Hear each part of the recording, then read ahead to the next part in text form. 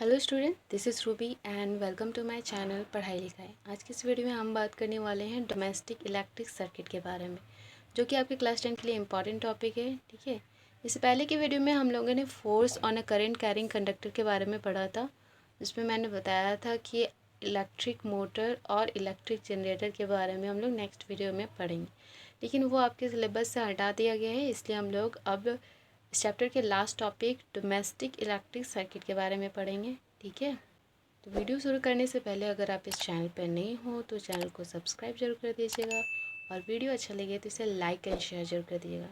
तो चलिए जानते हैं कि डोमेस्टिक इलेक्ट्रिक सर्किट क्या होता है।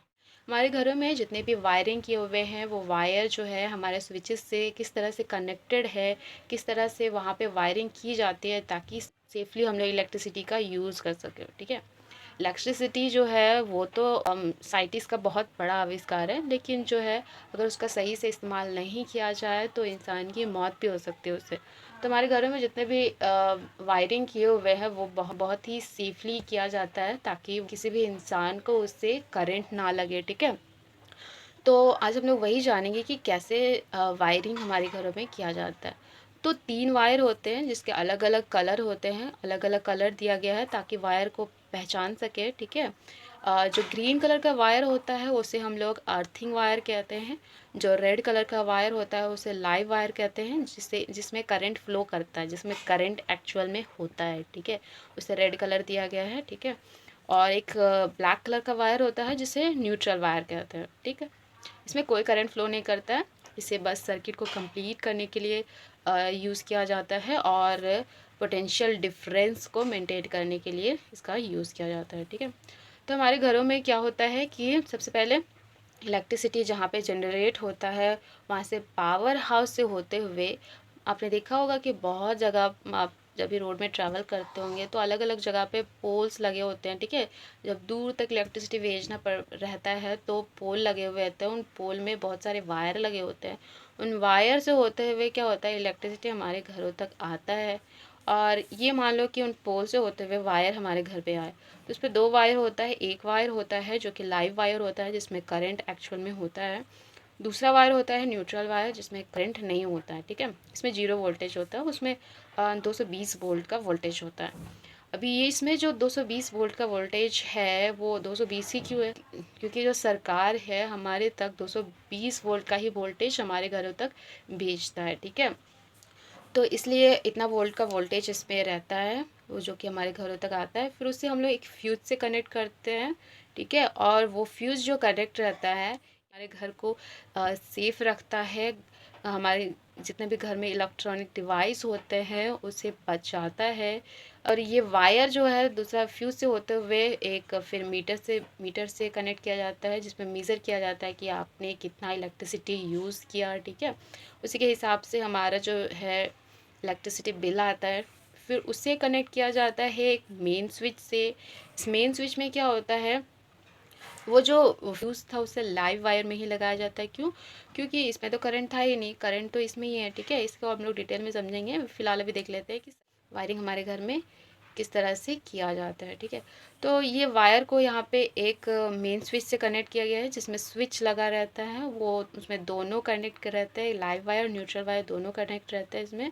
ठीक है, बाय चांस कभी बहुत दूर से जो वायरिंग किए होते हैं कभी मान लो एक दूसरे के कांटेक्ट में आ गए तो क्या हो सकता है वहाँ पे शॉर्ट सर्किट हो जाता है और वहाँ से जो है करंट जो है न्यूट्रल वायर के थ्रू भी आ सकता है, इसलिए दोनों में स्विच लगाया जाता है सेफ्टी के लिए। ठीक है, और ये इसे डिस्ट्रीब्यूशन बॉक्स भी कहते हैं।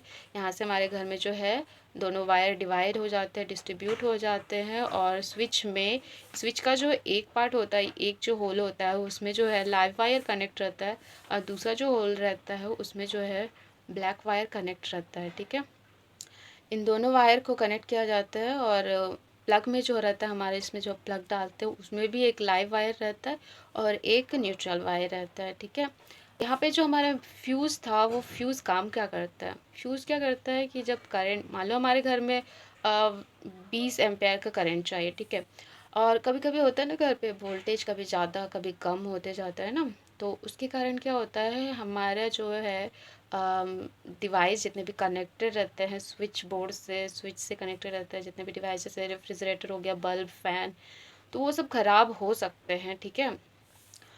तो ये क्या करता है, अगर करंट मान लो कभी ज़्यादा आ गया घर पे, तो उसको क्या करता है, वो रोकने का काम करता है, यहाँ पे रोक देता है। इसमें जो वायर लगा रहता है वो क्या रहता है, रेजिस्टेंस बहुत ज़्यादा रहता है। अगर करंट बाई चांस कभी ज़्यादा फ्लो कर गया तो वो वहाँ पे जो वायर होता है वो उसे रोकने का काम करता है, साथ ही वो पिघल जाता है। तो उससे डिवाइस को ख़राब नहीं होने देगा, वो खुद ही पिघल जाता है। तो हम लोग सुनते हैं ना कई बार कि इसके घर का शायद फ्यूज़ उड़ गया है, इसलिए हमारे घर में लाइट चली गई है, इलेक्ट्रिसिटी चली गई है, ठीक है। तो फ्यूज़ वही होता है कि वायर जो होता है पिघल जाता है, बाई चांस कभी इलेक्ट्रिसिटी ज़्यादा फ्लो कर गया तो वो घर के डिवाइस को बचाता है, प्लस वो जो है फ्यूज़ जो है उसको मतलब रोकने का काम करता है। और फिर दोबारा क्या होता है, वहाँ पे वायरिंग चेंज की जाती है और फिर फ्यूज लगा करके इलेक्ट्रिसिटी फिर से घरों पे आ जाता है, ठीक है। तो अगर जो है ये वायर, लाइव वायर और न्यूट्रल वायर है, दोनों एक दूसरे के डायरेक्टली कांटेक्ट में आ गए तो क्या होता है, वहाँ पे शॉर्ट सर्किट हो सकता है, वहाँ पे आग लग सकती है, ठीक है। इसमें जो प्लास्टिक कोटिंग किया जाता है ताकि जो है उसे सेफ रख सके, एक दूसरे के डायरेक्टली कांटेक्ट में नहीं आए, इसलिए उसमें कोटिंग किया जाता है, ठीक है। और साथ ही उसको पहचान भी सकते हैं कि कौन सा वायर में करंट है।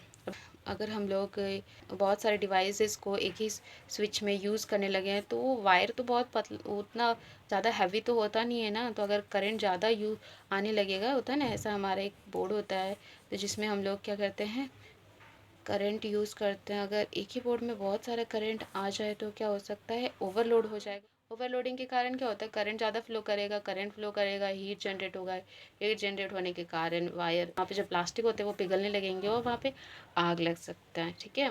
तो इसलिए इसके लिए सेफ्टी के लिए हम लोग ओवरलोडिंग यूज़ नहीं करना चाहिए। अगर हमें हैवी डिवाइस यूज़ करना है तो उसके लिए अलग स्विचेस होना चाहिए, ठीक है।